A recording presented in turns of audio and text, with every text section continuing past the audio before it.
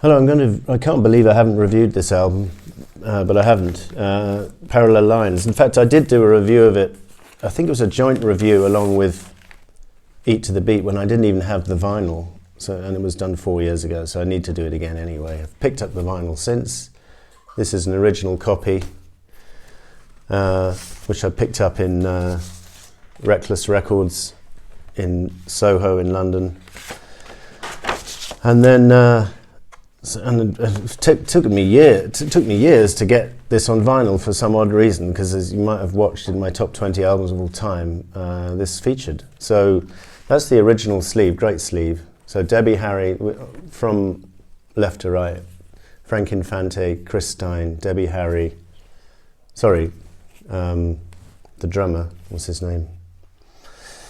Jimmy Destry, keyboards, Jimmy Destry, Debbie Harry, Clem Burke on drums, and Nigel Harrison on bass, not far right. So that's the original sleeve. And then the new vinyl, disappointingly, is you can contrast the quality of the cover.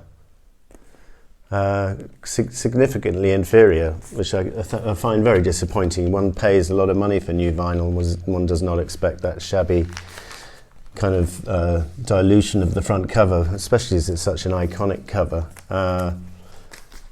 Got a couple of singles to show you. This Hanging on the Telephone picture sleeve, similar to the front cover there. We've got the video, Blondie's Greatest Hits, which includes several tracks from this album. Picture This, Heart of Glass. Sunday Girl is just at the end with the guy dancing, so it's not a proper video. Hanging on the Telephone, also a great video on here. And then this is the 12-inch single of Heart of Glass, which I picked up in the same shop in Soho, Reckless Records. It wasn't too expensive. Rifle range on the back. So, yeah, this is, for me, it came out in 1978. It's like pretty much the perfect pop album. I think it's easily their best album. I think the one that came before it, Plastic Letters, is decent. The one that came after it is very nearly as good, Eat to the Beat. And then Auto American had some good tracks like Rapture on it. Their last album, The Hunter, was uneven, shall we say, to say the least. And their first album, Blondie, had a couple of good tracks. But this one is a peak, certainly one of their peaks. Maybe not when it first came out, but at the time, within a year of it coming out, it was all over the place. Everyone knew it. Debbie Harry was a household name. I had 2 posters of her on my wall at school. At home and at school. I remember the posters vividly to this day. I can picture them. I don't have them anymore, sadly. Lost through the midst of time. But anyway, Hanging on the Telephone, a great opening track. And there used to be a lady staying with my parents in London, and she was always on the telephone, and it kind of annoyed us kids, so we used to play this song quite loud. I'm not sure if she ever got the reference, but anyway. Then One Way or Another, which I think was One Direction had a hit with not so many years ago, brought it back into public attention. It's one of their great album tracks. It was never a single, unbelievably. But it could easily have been. It's really top draw Blondie. And this album is full of album tracks which could have been singles and weren't. Because I can't think of any track on here which couldn't have been a single, with the possible exception of Fade Away and Radiate, not really single material. But all the others, pretty much. Picture This. It's just a great opening single. Maybe not quite as commercial as Heart of Glass, but effortlessly made the top 5 in England, I think, if not quite the top spot, I seem to remember. I Will Give You My Finest Hour, the one I watched watching you shower. Lines like that, quite sensual lyrics, and just a great video on here. They did make great videos, along with ABBA and Boney M. All those groups made great videos. The late 70s was a highlight for videos in general. And actually, the Eat to the Beat album the recent CD issue came with a DVD of the whole album, videos for every track. Fade Away and Radiate is a nice track next, which is kind of slow and moody, nice, and Pretty Baby is an excellent, another would-be single but wasn't, and then I Don't Know, I Know But I Don't Know, written by Frank Infante, where Frank Infante sings vocal, Debbie sings harmony along with Frank. Well, I'm not sure who's singing lead. I think Frank's probably singing lead and Debbie's harmonising.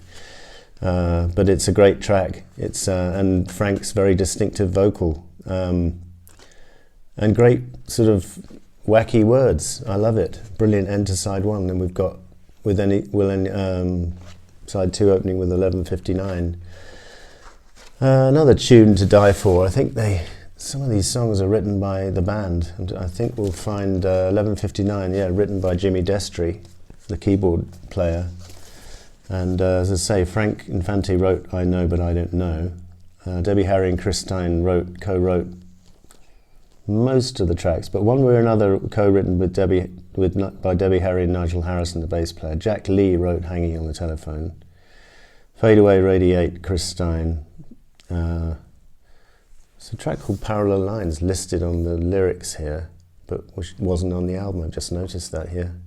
Interesting. And then, so 11:59, written by Jimmy Destry, and a tune to die for, and well delivered and good lyrics. Just lovely voice Debbie Harry's got, and she really is at her peak throughout Blondie's career. Really, I mean, even the recent Blondie like Maria, she's still capable of delivering a good vocal. Then, will anything happen? Probably the least strong track on the album, written by Jack Lee again. I'm not sure who Jack Lee is, actually. If he's just a songwriter, I don't think he's playing on the album or anything. It's okay, I quite like this track, but it's nothing special. But then the album just takes off into the stratosphere with two consecutive songs, Sunday Girl and Heart of Glass. Sunday Girl, written by Chris Stein, with a beautiful melody, beautifully sung, beautiful guitar from Chris Stein and Frank Infante. And then Heart of Glass, the huge disco hit, which started off with a kind of reggae number, and then they redid it and refashioned it.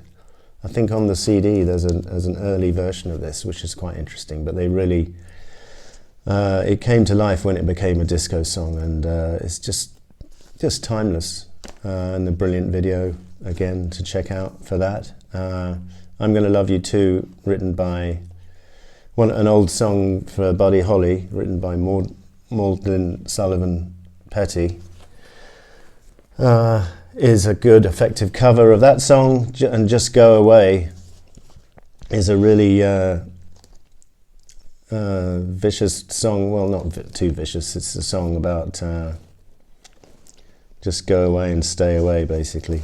I don't know if the fans were getting to her at the time, or too many guys chasing her or something, but she did write this track on her own, so obviously the lyrics are quite personal. So this is the back cover. I love the concept of this album cover, the parallel lines. Easily their best cover, in my opinion. My sister was a member of the fan club in the late 70s. I never got that far, but I did, as I say, had two posters of her on my wall. And I'm a big fan of her music and the rest of the band, and I was a bit disappointed in the Rock and Roll Hall of Fame when they turned up, and all the original members turned up, but they weren't allowed to perform with Debbie and Chris. So Frank and Nigel were there. I can't remember if, and then Clem Burke was performing with Debbie and Chris. Not sure about Jimmy Destry, but Nigel and Frank were there, and they asked Debbie, can we perform with you? And she said no.